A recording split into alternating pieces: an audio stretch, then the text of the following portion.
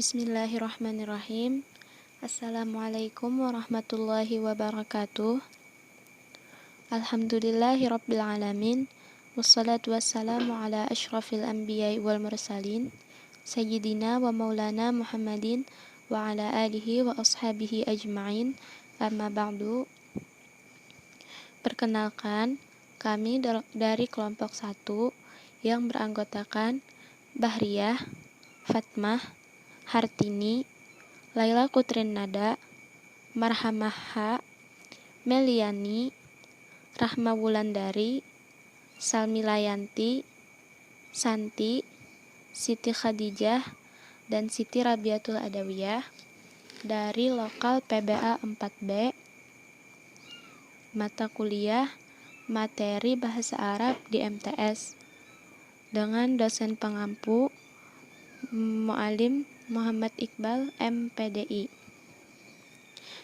Akan mempresentasikan hasil kerja kami mengenai analisis buku Bahasa Arab di MTS kelas 7 semester 1 di MTS dengan kurikulum KTSP dan kurikulum 2013. Yang pertama, struktur materi pembelajaran Bahasa Arab MTS dengan kurikulum KTSP. Yang 1. Gambaran umum. A. Adanya judul buku, yaitu Fasih Berbahasa Arab 1 untuk kelas 7 Madrasah Sanawiyah. Di slide kami terjadi kesalahan penulisan. Seharusnya itu buku Fasih Berbahasa Arab 1, bukan Fasih Berbahasa Arab 2. Yang poin B, petunjuk belajar ada di dalam buku ini, baik itu petunjuk belajar bagi guru dalam mengajar atau petunjuk bagi siswa dalam belajar. C. Standar kompetensi dan kompetensi dasar atau SKKD dalam buku ini sangat relevan dengan kurikulum MTS yang ada di Permenak RI nomor 2 tahun 2008.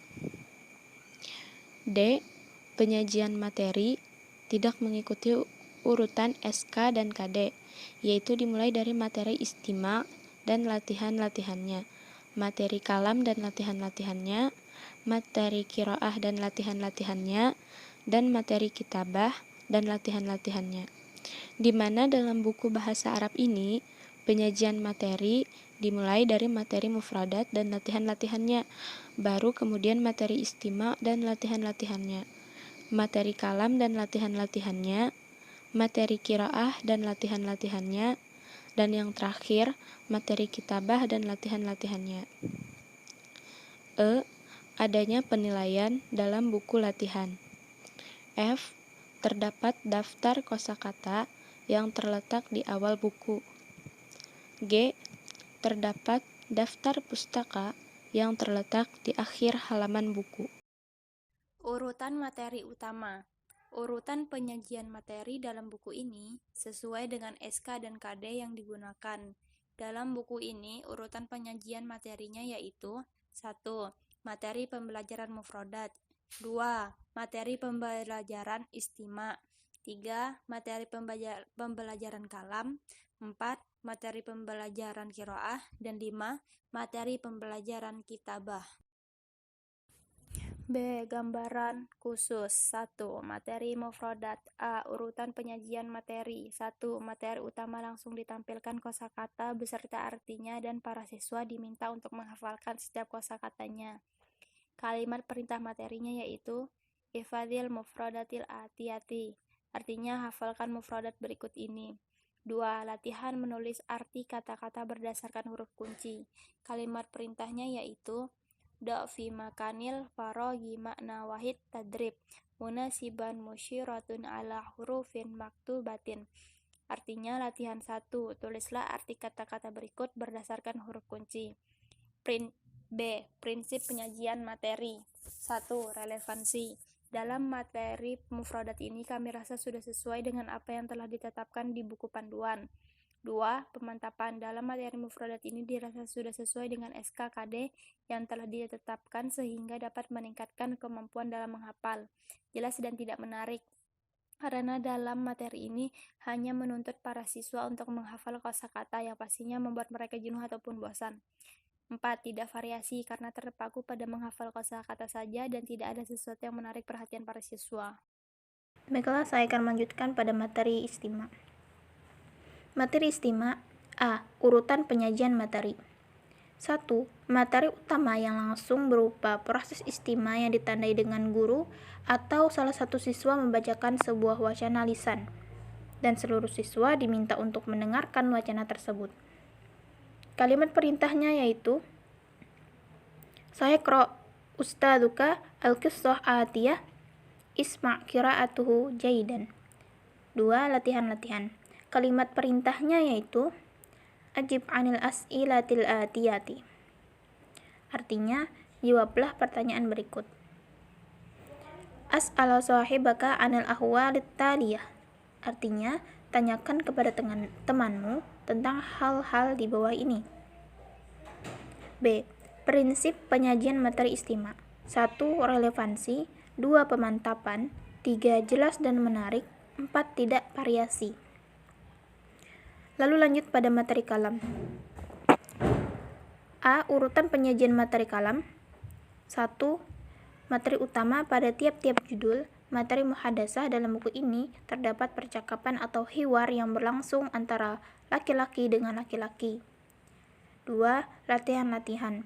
Menjawab pertanyaan yang sesuai dengan hiwar yang ada. Mengisi titik-titik dengan jawaban yang sesuai dan melengkapi syakalnya. Menyusun susunan percakapan, menentukan kalimat-kalimat yang salah, kemudian tuliskan dengan benar. Membuat kalimat tentang alamat rumah. B. Prinsip penyajian materi. 1. Relevansi. 2. Komunikatif. 3. Fungsional. 4. Jelas dan tidak menarik. 5. Variasi. Selanjutnya yaitu materi qiraah. A. Urutan penyajian materi. Di antaranya terdiri dari materi utama dan latihan-latihan. 1. Materi utama, yaitu tiap-tiap materi qiraah pada semester ini berisikan teks bacaan yang memuat struktur kata atau kalimat yang diprogramkan dalam SK dan KD. Kalimat perintahnya yaitu Iqra'ul qira'atul atiyah zayyidan. Bacalah qiraah berikut baik-baik. 2. Latihan-latihan. Kalimat perintahnya yaitu At-tadrib asyarah. Ajib anil as'ilatil atiyah. Latihan 10. Jawablah pertanyaan berikut ini. Kemudian At-tarkib salasah. Tata bahasa 3, yaitu menjelaskan tentang kata ganti personal tunggal atau isim damir lil mufrad. Kemudian At-tadrib ahada asyar. Ij'alil kalimatil atiyatun jumlatun mufidatun kama fil misal. Latihan 11. Susunlah kalimat yang sempurna dari kata-kata di bawah. Kemudian yaitu prinsip penyajian materi qiraah. 1. Relevansi, yaitu keseluruhan materi qiraah pada semester ini sangat relevan terhadap materi istima dan kalam yang telah dipelajari sebelumnya. 2. Melengkapi, yaitu keseluruhan materi qiraah yang dipelajari mampu melengkapi pembahasan pada materi-materi sebelumnya. 3. Pemantapan, yaitu diadakan materi qiraah bertujuan untuk memantapkan kemampuan siswa dalam pendalaman materi-materi sebelumnya, karena di dalam materi qiraah ini mufradat, istima, dan tarkib serta kalam yang sudah tercakup di dalamnya. 4. Jelas dan tidak menarik, yaitu keseluruhan materi qiraah yang disajikan sudah jelas dan dapat dimengerti, hanya saja memiliki kekurangan dalam segi pewarnaan dan gambar-gambar yang kurang menarik. Agar dapat menarik minat siswa dalam belajar, seperti adanya gambar-gambar yang berwarna, kertasnya harus berkualitas dan harganya juga harus terjangkau. 5. Variasi, yaitu dalam keseluruhan materi qiraah pada satu semester ini sudah bervariasi karena pada materi qiraah memiliki dua macam latihan. Materi kitabah. Urutan penyajian materi. Materi utama. Keseluruhan materi di dalam buku ini berisi latihan-latihan yang bertujuan sebagai penyempurna dari 3 materi sebelumnya, yaitu istima, kalam, dan qiraah, melalui kegiatan menulis kata, kalimat, atau paragraf dalam bahasa Arab dengan disertai kaidah nahwiyah atau sarfiyah tarkib. Latihan-latihan.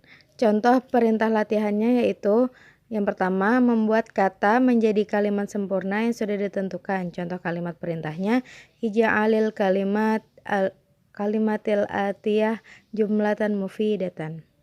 Buatlah dari kata-kata berikut menjadi kalimat sempurna. Yang kedua, memberi harokat yang sesuai pada kalimat yang telah ditentukan. Contoh kalimat perintahnya, do' alal jumlatil atiyati harokatan munasibatan. Berilah harokat yang sesuai pada kalimat-kalimat berikut. Yang ketiga, menerjemahkan kalimat bahasa Arab ke dalam bahasa Indonesia. Contoh kalimat perintahnya, tarjimil jumlatal atiyata ilal lughatil Indonesia. Terjemahkan kalimat-kalimat berikut ke dalam bahasa Indonesia. Yang keempat, menerjemahkan kalimat bahasa Indonesia ke dalam bahasa Arab. Contoh kalimat perintahnya, tarjimil jumlatal atiyata ilal lughatil arabiyyah. Terjemahkan kalimat-kalimat berikut ke dalam bahasa Arab. Baik, prinsip penyajian materi. 1. Relevansi. Keseluruhan materi kitabah pada semester ini sangat relevan terhadap materi istima, tarkib, hiwar, dan qiraah yang telah dipelajari sebelumnya. 2. Pemantapan. Disusunnya materi kitabah bertujuan untuk mengajak siswa mengaplikasikan apa yang telah ia pelajari dalam 4 materi sebelumnya lewat pemahaman dan tulisan. 3. Jelas dan tidak menarik. Lalu kelebihannya adalah 1. Sesuai dengan SK atau KD yang ditetapkan Permenak. 2. Materi tersusun secara sistematis. 3. Keseluruhan materinya disajikan secara sistematis. 4. Daftar kosakata memuat 2 bahasa Arab dan Indonesia. 5. Memiliki terjemah bahasa Indonesia pada perintah materi dan latihan. 6.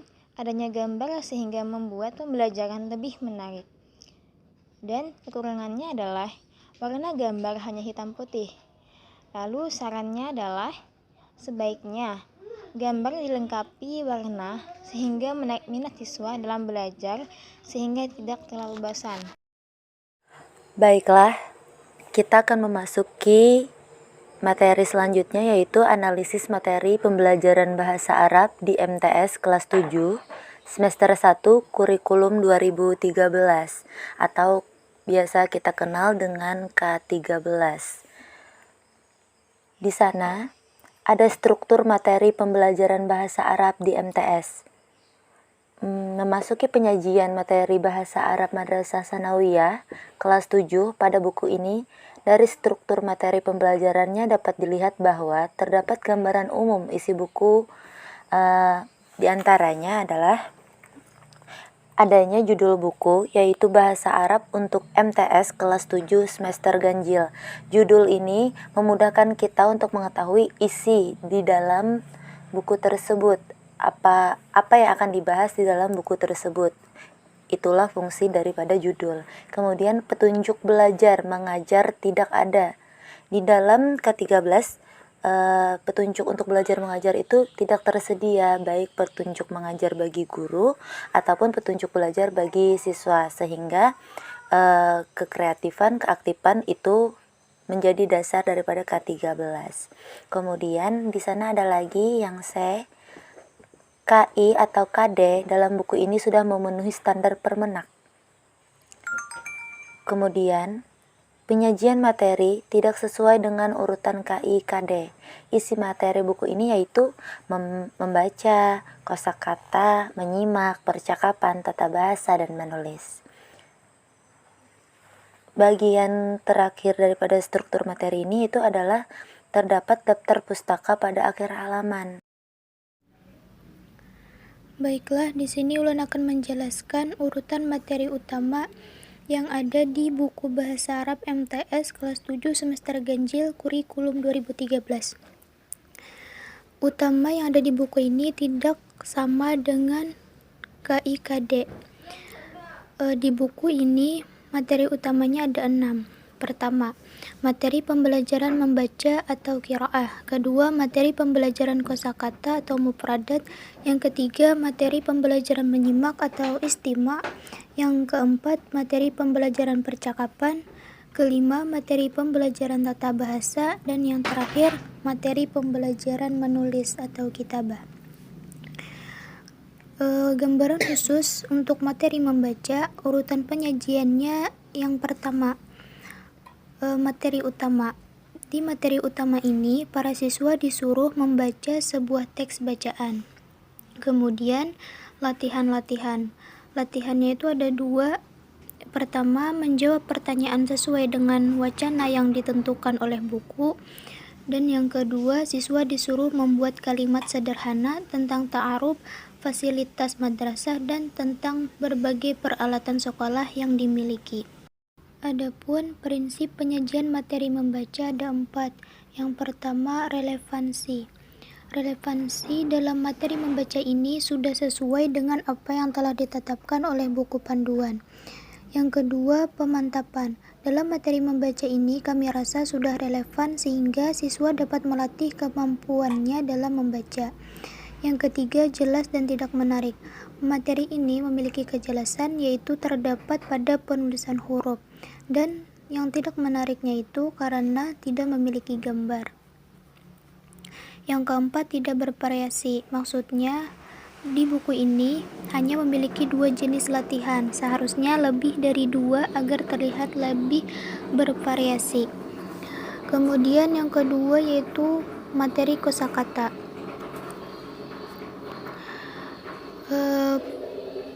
Urutan penyajian materi di kosakata ini yaitu materi utamanya para siswa diberikan kosakata atau mufradat. Kemudian latihan-latihan. Latihannya yaitu pertama meletakkan kosakata atau mufradat dalam kalimat yang telah ditentukan sehingga menjadi kalimat yang sempurna. Contoh perintah latihannya yaitu da hadhil mufradat atiyah fi jumalin mufidah. Prinsip penyajian materi kosakata terbagi menjadi 4, yaitu yang pertama relevansi, kedua pemantapan, yang ketiga jelas dan tidak menarik, serta yang keempat tidak bervariasi. Terus materi menyimak. Urutan penyajian materinya itu ada 2, yaitu yang pertama materi utama langsung berupa proses menyimak teks bacaan. Dan yang kedua latihan-latihan. Contoh latihan-latihan itu seperti menjawab pertanyaan sesuai dengan wacana yang ditentukan oleh buku, menentukan mana kalimat yang benar dan salah sesuai wacana yang ada di dalam buku, menerjemahkan materi menyimak yang ada di dalam buku ini serta secara berkelompok, dan menulis fasilitas yang ada di sekolah menggunakan bahasa Arab secara berkelompok. Kemudian prinsip penyajian materi menyimak ini juga ada 4 macam. Yang pertama yaitu tidak relevan, pemantapan, jelas dan tidak menarik, serta bervariasi. Kemudian ada materi percakapan. Materi percakapan, urutan penyajian materinya itu ada 2.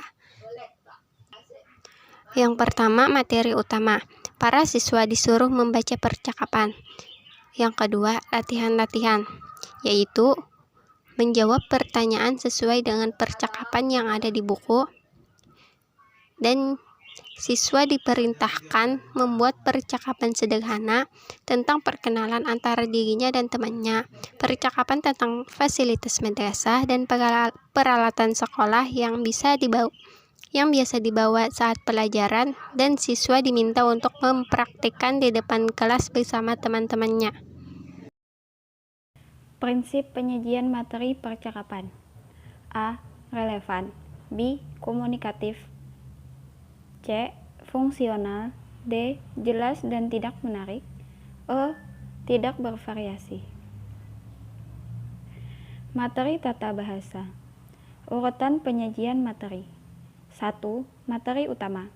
Langsung disajikan pengertian mubtada dan khobar. 2. Latihan-latihan. Membuat kalimat sempurna dengan mubtada dan khobar. Menentukan mubtada dan khobar dalam kalimat. Membuat kalimat mubtada dari isim isyarah dan khobar dari na'at dan zaraf secara berkelompok. Membuat 10 kalimat yang di dalamnya terdapat isim dhamir muttasil secara berkelompok dan mempresentasikannya ke depan kelas. Prinsip penyajian materi tata bahasa. Tidak relevan, pemantapan, jelas dan tidak menarik, bervariasi. Materi menulis. Urutan penyajian materi. Materi utama berisi latihan-latihan yang bertujuan sebagai penyempurnaan dari 5 materi sebelumnya. 2. Latihan-latihan. Yang pertama, memberi harakat yang benar pada kalimat. Kedua, mengartikan kalimat bahasa Arab ke bahasa Indonesia. 3. Menerjemahkan kalimat dari bahasa Indonesia ke dalam bahasa Arab. 4. Menerjemahkan kalimat dari bahasa Arab ke bahasa Indonesia.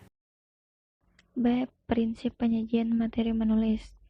Ada 4. Yang pertama, tidak relevan karena latihan yang diberikan terlalu sedikit dan tidak relevan dengan materi-materi sebelumnya.